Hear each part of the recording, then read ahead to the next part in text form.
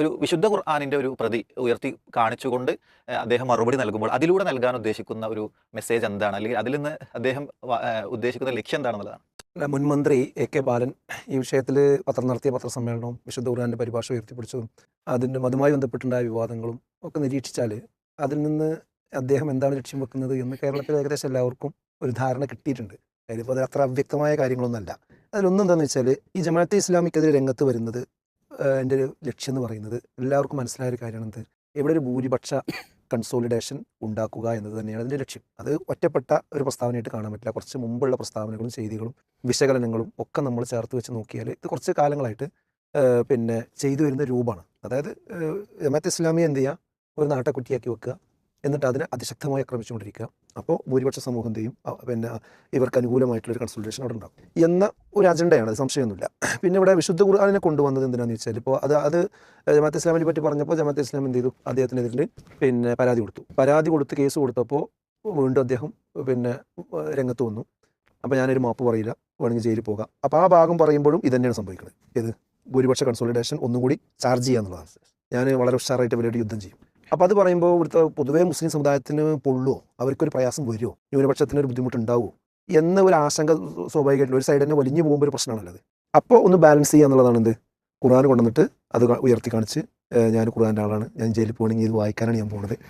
അപ്പോൾ അത് മുസ്ലിം സാമാന്യ ജനത്തിന് എന്ത് കൊടുക്കുക, ഞാൻ നിങ്ങളാരും വിമർശിക്കണില്ല, ഖുർആനെ വിമർശിക്കണില്ല, ഞാൻ ജമാഅത്തെ ഇസ്ലാമിനെ മാത്രമേ വിമർശിക്കണുള്ളൂ, അതുകൊണ്ട് നിങ്ങളാരും ഞങ്ങളോട് എന്ത് ചെയ്യേണ്ട, പണം കണ്ട. അപ്പോൾ ഒരേ സമയം ഭൂരിപക്ഷത്തെയും അതേസമയം തന്നെ ന്യൂനപക്ഷ വിഭാഗങ്ങളെയും കയ്യിലെടുക്കാൻ വേണ്ടി കരുതിക്കൂട്ടി വന്ന് പറഞ്ഞ ഒരു സംഗതിയാണത്. യാതൊരു തർക്കമല്ല. ഇങ്ങനെ പറയേണ്ടി വരുന്നത് എൻ്റെ ഒരു പ്രശ്നം എന്താണെന്ന് വെച്ചാൽ, എപ്പോഴും ഇടതുപക്ഷത്തിന് നമ്മൾ കണ്ടുകൊണ്ടിരിക്കുന്നത് വർഗീയ വിരുദ്ധ സന്ദേശം അല്ലെങ്കിൽ നിലപാട് അവർക്ക് പറയണമെങ്കിൽ ഒരു ബാലൻസിങ് തത്വശാസ്ത്രം വളരെ അത്യാവശ്യമാണ്. അത് ബാലൻസ് ചെയ്തുകൊണ്ട് മാത്രമേ അവർക്കത് പറയാൻ കഴിയുള്ളൂ. അല്ലാതെ ഒരു പ്ലെയിൻ ആയിട്ട് ആ വിഷയത്തെ ഒരു മുൻവിധിയില്ലാതെ സമീപിക്കുക എന്നുള്ള കാര്യത്തിൽ പലപ്പോഴും കഴിയുന്നില്ല. അതായത് അവരുടെ സിദ്ധാന്തം തന്നെ എന്താ വെച്ചാൽ, തീവ്ര വലതുപക്ഷ ഹിന്ദുത്വത്തിൻ്റെ ആളുകൾ ഭൂരിപക്ഷ വർഗീയതയുടെ ആളുകൾ, പിന്നെ ഇവിടെ മുസ്ലിം വിഭാഗത്തിൽ കുറച്ച് ആളുകൾ ന്യൂനപക്ഷ വർഗീയത ഉണ്ടാക്കുന്ന ആളുകൾ, ഞങ്ങളതിൻ്റെ ഇടയിൽ നിന്നിട്ട് രണ്ടിനെയും ഒഴിവാക്കി യഥാർത്ഥ മതവിശ്വാസികളെ കൂട്ടിപ്പിടിച്ച് പോകുന്ന മതനിരപേക്ഷ കക്ഷികൾ. ഇതാണ് അവരുടെ ഒരു ആഖ്യാനം. അപ്പോൾ ഭൂരിപക്ഷ വർഗീയതനെ വിമർശിക്കണമെങ്കിൽ ന്യൂനപക്ഷ തീവ്രവാദം ഇവിടെ ഉണ്ട് എന്ന് എന്ത് ചെയ്യേണ്ടതുണ്ട്, എന്തെങ്കിലും ഒരു അടയാളം അവർക്ക് കിട്ടൽ നിർബന്ധമാണ്. അതിൻ്റെ തുലാസിൽ വെച്ചിട്ടേ ഇത് വിമർശിക്കുള്ളൂ. അതേപോലെ തന്നെ അതിനെ വിമർശിക്കണമെങ്കിൽ ഇവിടെ RSSനെ വിമർശിച്ചുകൊണ്ട് തന്നെ എന്ത് ചെയ്യാൻ പറ്റുള്ളൂ. അങ്ങനെ അങ്ങോട്ടും ഇങ്ങോട്ടും ഇപ്പോൾ കുറച്ച് കാലമായിട്ട് പ്രത്യേകിച്ച് ബാബരി മസ്ജിദിൻ്റെയൊക്കെ കോടതി വിധി വന്നല്ല വിഷയത്തിൽ, അതിനൊക്കെ ശേഷം എടുത്ത് നോക്കിക്കഴിഞ്ഞാൽ ഓൾ ഇന്ത്യ തലത്തിലും കേരള സമൂഹത്തിലൊക്കെ മുസ്ലിം പക്ഷത്ത് നിന്ന് ഒരു തീവ്രമായ രീതിയിലുള്ള പ്രതികരണങ്ങളോ പ്രത്യാക്രമണങ്ങളോ വർഗീയ ധ്രുവീകരണത്തിന് ആക്കം കൂട്ടുന്ന സംഭവങ്ങളോ ഒന്നും റിപ്പോർട്ട് ചെയ്യപ്പെട്ടിട്ടില്ല. അപ്പോൾ പിന്നെ പണ്ടത്തെ കൈവെട്ട് കേസും കാര്യങ്ങളൊക്കെയാണ് പിന്നെടുത്തുകൊണ്ട് വരാറുള്ളത് സാധാരണ. ഇപ്പോൾ അതൊന്നും കിട്ടാതെ വരുമ്പോൾ അവസാനം ആ ഭാഗത്തേക്ക് എന്ത് ചെയ്തിരിക്കുകയാണ്, ഇവിടെ ജമാഅത്തെ ഇസ്ലാമിനെ എടുത്ത് വെച്ചിട്ട് കൈകാര്യം ചെയ്യുന്നു എന്നുള്ളതാണ് ഇപ്പോഴത്തെ ഒരു വിഷയം. അപ്പോൾ അത് ആ ബാലൻസിങ് ശാസ്ത്രത്തിൻ്റെ ഭാഗമായിട്ടാണ് എന്ത് ഈ ഒരു രീതി കൊണ്ടുവരുന്നത്. ഇവിടെ മുസ്ലിങ്ങൾ ഇരകളും സംഘപരിവാർ ടീം വേട്ടക്കാരും, ഇവർ അതിൽ നിന്ന് മുസ്ലിങ്ങളെ രക്ഷിക്കുന്ന സംരക്ഷകരും. അപ്പോൾ ഇവരിൽ നിന്ന്, ഈ സംഘപരിവാറിൽ നിന്ന് നിങ്ങൾക്ക് രക്ഷ വേണമെങ്കിൽ നിങ്ങൾ എന്ത് ചെയ്യണം, ഞങ്ങളെ സപ്പോർട്ട് ചെയ്യണം എന്ന രീതിയിലാണ് മുസ്ലിങ്ങൾ എന്ത് ചെയ്യുന്നത്. അവിടെ നമുക്ക് പറയാനുള്ളത് എന്താ വെച്ചാൽ, ഇവിടെ 3 കക്ഷിയില്ല, 2 കക്ഷിയുള്ളൂ. ഒന്ന് സംഘപരിവാർ, അതോടൊപ്പം തന്നെ അവരുടെ വേട്ട ലിസ്റ്റിൽ മുസ്ലിങ്ങളുണ്ട്, ക്രിസ്ത്യാനികളുണ്ട്, കമ്മ്യൂണിസ്റ്റുകളുണ്ട്. അപ്പോൾ നമ്മളെല്ലാവരും ഇരകളാണ്. അപ്പോൾ ഇരകളെല്ലാവരും ഒരുമിച്ച് ചേർന്നുകൊണ്ട് ഒരു മതനിരപേക്ഷ പ്ലാറ്റ്ഫോമിൽ ഉയർത്തിപ്പിടിച്ച് എല്ലാവരും ഒരേപോലെ നിന്നുകൊണ്ട് ഇവർക്ക് ഈ ഒരു ആശയത്തിനെതിരെ പ്രതികരിക്കുക എന്നുള്ളതാണ് ശരിയായി ചെയ്യേണ്ട കാര്യം. അതാണ്. അതിന് പകരം എപ്പോഴും ഒരു ഞങ്ങൾക്ക് കുഴപ്പമൊന്നുമില്ല, നിങ്ങൾക്കാണ് കുഴപ്പം എന്ന ആ രീതി തന്നെ എന്തല്ല, ഒരു ശരിയായ സമീപനമല്ല. പിന്നെ ഇപ്പോൾ ഇതിലൂടെ സംഭവിക്കാൻ പോകുന്നത് എന്താണെന്ന് വെച്ചാൽ, 2 വിഭാഗത്തിൻ്റെ പിന്തുണ ഇവർക്ക് കിട്ടാതെ പോകുന്നുള്ളതാണ്. അത് അവരുടെ പാർട്ടിയിൽ ഉത്തരവാദപ്പെട്ട ചിന്തിക്കുന്ന ആളുകൾ ആലോചിക്കണം എന്ന് എനിക്ക് പറയാനുള്ളത്.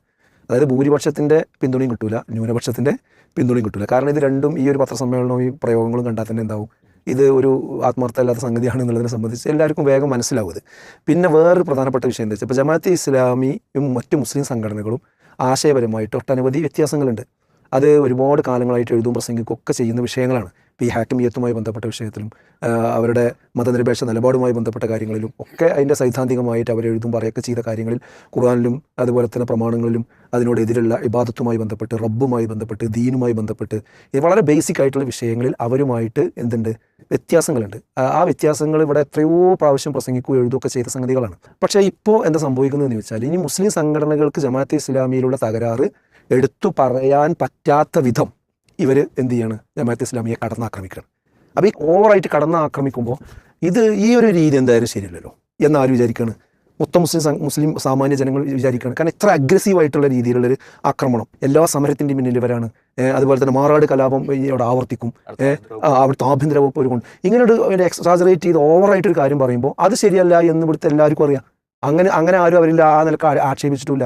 അപ്പോൾ സ്വാഭാവികമായിട്ടും ഈ പറയുന്നത് ശരിയല്ല എന്ന് വരും. അപ്പോൾ നമുക്ക് എന്താ സംഭവിക്കുക വെച്ചാൽ അവരിൽ ഉള്ള കാര്യങ്ങളിൽ പോലും ആദർശപരമായ വ്യത്യാസങ്ങൾ പോലും മുസ്ലിം സംഘടനകൾ പഴയതുപോലെ തിരിച്ചു പറയാൻ പറ്റാത്ത വിധമുള്ള ഒരു സാഹചര്യം ഉണ്ടാക്കുന്നതിൽ ഈ ഇപ്പോൾ CPM എടുക്കുന്ന നിലപാട് എന്ത് ചെയ്യാണ് കാരണമാണ്. അഥവാ ഒരർത്ഥത്തിൽ അത് ജമാഅത്തെ ഇസ്ലാമിക്ക് അനുകൂലമാണെന്നാണ് ഞാൻ പറയുന്നത്.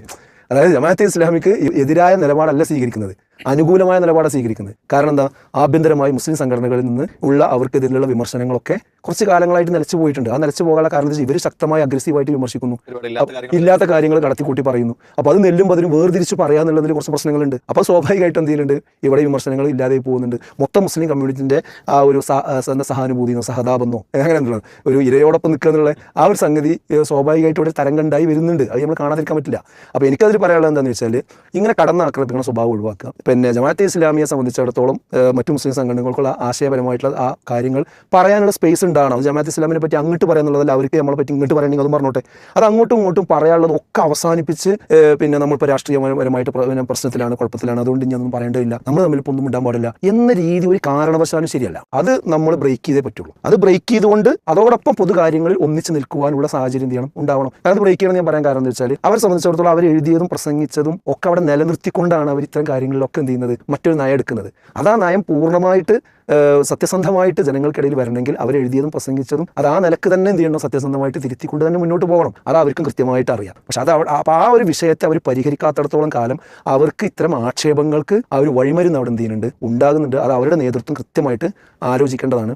അതെന്നാൽ നമ്മളെ സംബന്ധിച്ചിടത്തോളം എന്താ വെച്ചാൽ പറയാനുള്ള അഭിപ്രായ വ്യത്യാസങ്ങൾ അങ്ങോട്ടും ഇങ്ങോട്ടും ചെയ്യണം, പറഞ്ഞു പോകണം. അതോടൊപ്പം ഇത്തരം പിന്നെ ജമാഅത്തെ ഇസ്ലാമിയെ ഒരു നാട്ടക്കുറ്റിയാക്കി വെച്ചുകൊണ്ട് മുസ്ലിം സമുദായത്തെയും മുസ്ലിം പിന്നെ ഐഡന്റിറ്റിയെയും അതേപോലെ തന്നെ മുസ്ലിം പിന്നെ സാങ്കേതിക ശബ്ദങ്ങളെയും ഖിലാഫത്തിനെ വരെ ചോദ്യം ചെയ്ത സന്ദർഭങ്ങളൊക്കെ ഉണ്ട്. അങ്ങനെ ആക്രമിക്കുകയും ചെയ്യുക, അങ്ങനെ ഇസ്ലാമോഫോബിക്കിനുള്ള ഒരു അടയാളമായി ഇവരെടുത്ത് വെക്കുക എന്നുള്ള കാര്യത്തിൽ എല്ലാവരും ഒറ്റക്കെട്ടായിട്ട് തന്നെ എന്ത് ചെയ്യേണ്ടത്, ആര് ചെയ്താലും CPM ചെയ്താലും ശരി, BJP ചെയ്താലും ശരി, ആര് ചെയ്താലും ആ വിഷയത്തിൽ മുസ്ലിം സംഘടനകൾക്ക് ഒന്നിച്ച് നിൽക്കണം. എന്നാൽ സംഘടനകൾ തമ്മിലുള്ള അഭിപ്രായ വ്യത്യാസങ്ങൾ പറയാനുള്ള സ്പേസ് അവിടെ നിലനിൽക്കും വേണം. അതെല്ലാം അവസാനിപ്പിച്ചുകൊണ്ട് ഇതിലേക്ക് പോകുക, അത് അവസാനിപ്പിച്ചുകൊണ്ട് ഇങ്ങോട്ടും വരിക എന്നുള്ള രീതിയല്ല. അത് വളരെ മാന്യമായി കൈകാര്യം ചെയ്തുകൊണ്ട് തന്നെ എന്ത് ചെയ്യേണ്ടത്, ഈ വിഷയത്തിൽ മുന്നോട്ട് പോകേണ്ടത്.